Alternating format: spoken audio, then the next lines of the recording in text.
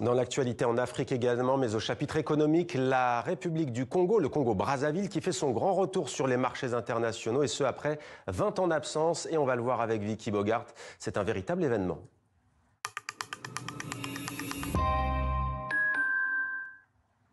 Bonsoir Vicky. Bonsoir Pour la Mohamed. toute première fois donc depuis 2003, le Congo-Brazzaville a émis un emprunt sur les marchés financiers internationaux. Alors pourquoi est-ce que c'est un événement important ? Car vous l'avez dit, c'est une première depuis plus de 20 ans. Concrètement, le gouvernement congolais a émis un emprunt obligataire de 670 millions de dollars coté à la Bourse de Londres. C'est à rembourser d'ici 2032 et le taux d'intérêt est de plus de 9%.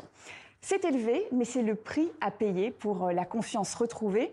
À titre de comparaison, la Côte d'Ivoire emprunte à des taux de plus de 6%, mais le Congo est bien moins noté par les marchés financiers. Il reste dans la catégorie des investissements très spéculatifs, d'où des taux d'intérêt plus élevés. Et pourquoi le Congo-Brazzaville avait-il disparu des marchés financiers ?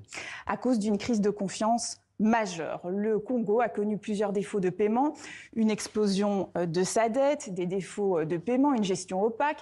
En 2016, des emprunts cachés auprès de traders pétroliers ont été découverts. Résultat, une quasi-faillite, une perte totale de crédibilité et une mise sous tutelle du FMI.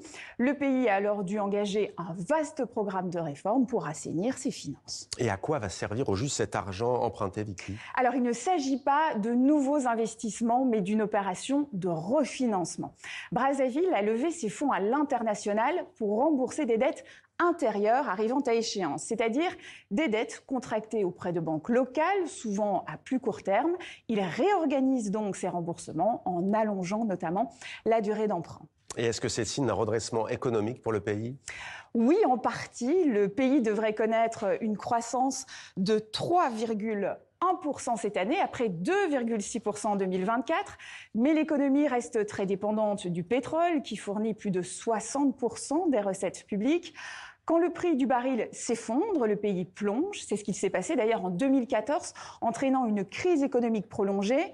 Malgré cette levée de fonds qui est plutôt une bonne nouvelle pour le pays, des voix appellent donc à la prudence et à davantage de transparence. Et une question qui se pose, Vicky, pour de nombreux pays pétroliers de l'hémisphère sud, notamment le Congo-Brazzaville, peut-il réduire sa dépendance à l'or noir ? Oui, tout à fait. Il dispose d'un potentiel de diversification considérable. Terres agricoles, forêts, gisements de fer et un port en eau profonde à Pointe-Noire. Mais ces atouts restent sous-exploités, freinés par la corruption, la lenteur administrative et le manque d'infrastructures. Pour convaincre durablement les investisseurs, Brazzaville devra donc prouver que ce retour sur les marchés financiers s'accompagne d'un vrai changement de gouvernance et d'une meilleure gestion des ressources naturelles. Merci beaucoup Vicky pour ce point complet donc sur ce grand retour sur les marchés du Congo-Brazzaville.